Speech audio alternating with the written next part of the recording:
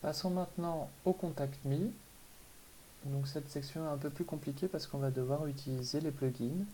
On en a deux à disposition sur le WordPress, à savoir le plugin Contact Form Set pour réaliser des formulaires de contact et un plugin Google Maps pour réaliser des maps.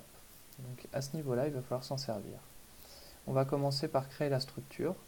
Donc une section pour le titre, comme on l'a déjà fait, puis une autre section coupée en deux avec d'un côté le Contact Me et de l'autre côté la map.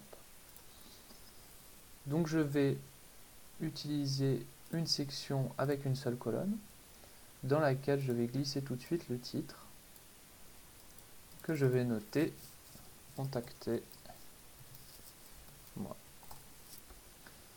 Ce titre, je l'aligne au centre.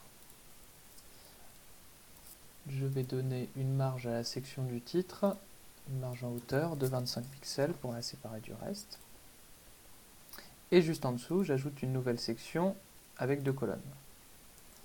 Dans cette section de deux colonnes, je vais y apposer des sous-sections. Ce sera des sous-sections avec une seule colonne. Donc je supprime celle qui est inutile. Je duplique cette sous-section que je vais glisser à droite. Comme on le remarque dans l'exemple, tout se passe sur fond blanc avec un peu de bordure ou d'ombre portée pour chacun. Je vais faire pareil sur les sous-sections. Je vais les mettre sur fond blanc, dans style, couleur, blanc. Et je vais au niveau de la bordure choisir et paramétrer mon ombre portée, ombre de boîte.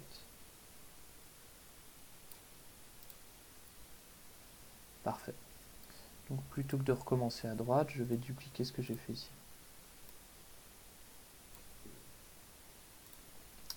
Donc comme sur l'exemple, on a maintenant deux parties avec au centre le gris qui sépare les deux. Je vais apposer un titre ici, ensuite je mettrai le formulaire de contact en dessous. Donc, titre, envoyer un mail. Le titre, je le trouve un peu grand par rapport au reste. On ne va pas passer avec un H1, H2, c'est pas un titre de section, c'est un titre de sous-section, donc je vais mettre du H3. Et ce sera donc en dessous que je vais réaliser le formulaire de contact. Pour le réaliser, on va sortir d'Elementor, avant on sauvegarde, et on va se rendre sur l'interface d'administration de base de WordPress. Donc pour ce faire, je vais copier le lien de mon site plus WP Admin que je vais ouvrir dans un nouvel onglet. Je remplace celui-ci. Ça m'évite de fermer Elementor. Je suis sur le tableau de bord de WordPress, je vais chercher Contact, formulaire de contact, et je vais en créer un nouveau. Donc j'appuie sur Créer un formulaire. Il va me générer automatiquement déjà un premier formulaire de contact avec quelques éléments, donc votre nom, votre adresse de messagerie, objet, votre message et un bouton envoyer. Donc, par rapport à mon exemple, est-ce que ça suffit? J'ai besoin d'un nom, d'un email, d'un sujet et d'un message. Donc je vais même le supprimer, le simplifier. Donc, votre nom, ça me va. Votre adresse de messagerie, c'est obligatoire. Votre objet, c'est OK.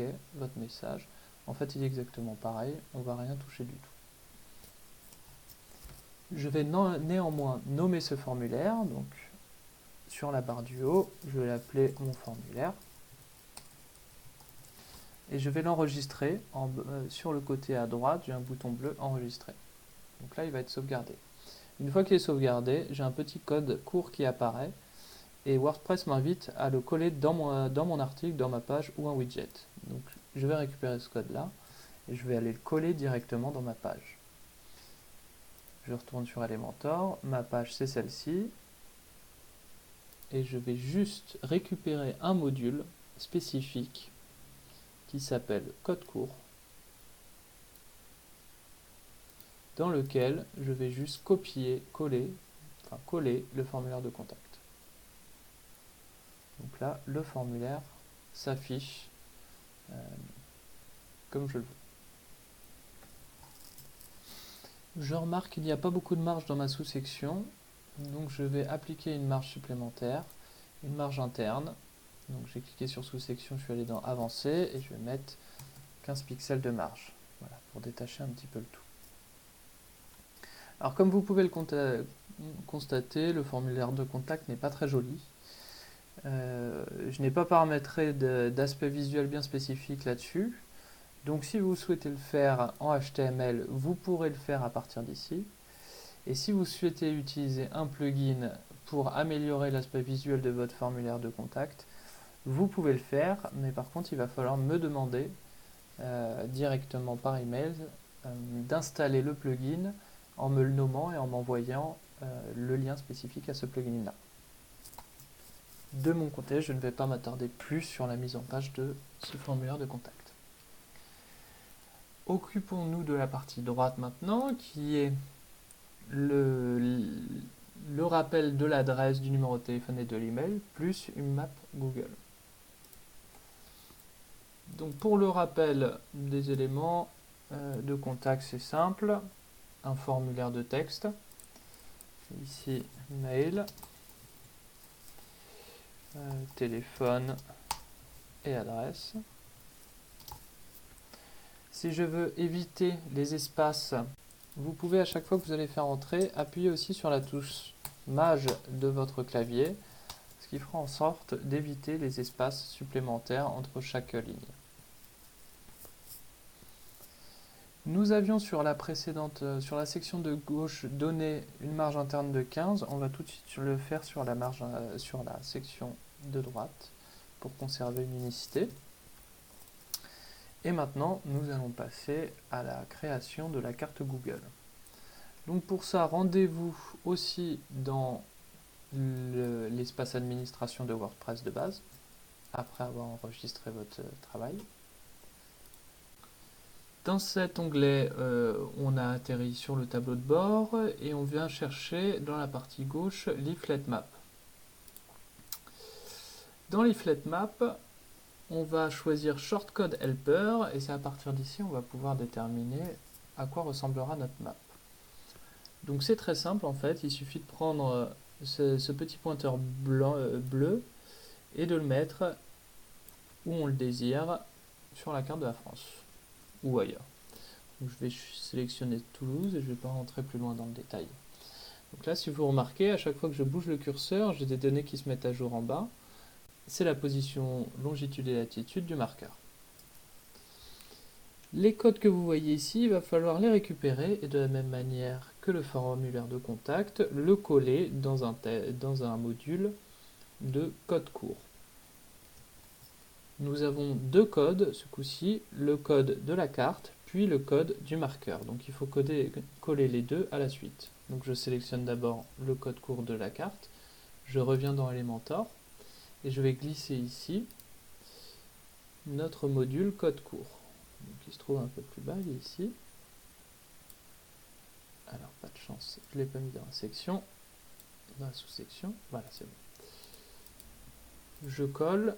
La carte commence à s'afficher. Pendant que ça se charge, je vais aller chercher le deuxième qui est code court pour marqueur. Je copie aussi et je le colle à la suite en dessous. Donc je vais sauvegarder et je vais aller visualiser ce que ça donne en appuyant sur l'œil. Alors voyons ce que ça donne.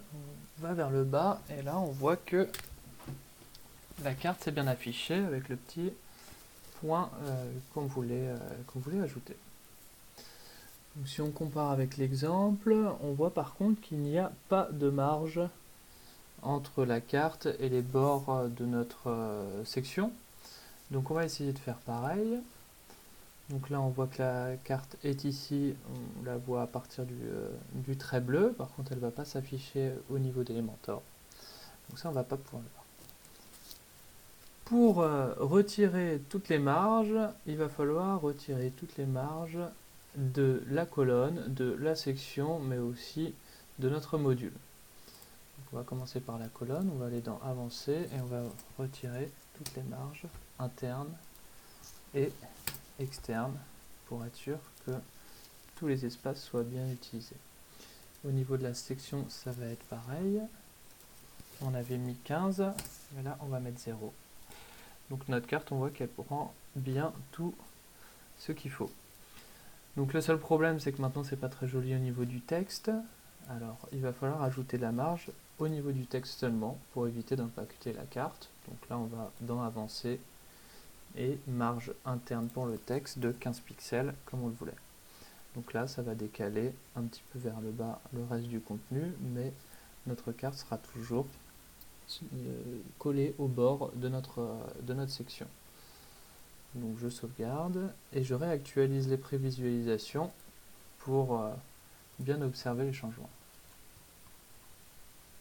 Voilà, c'est exactement ce qu'on voulait.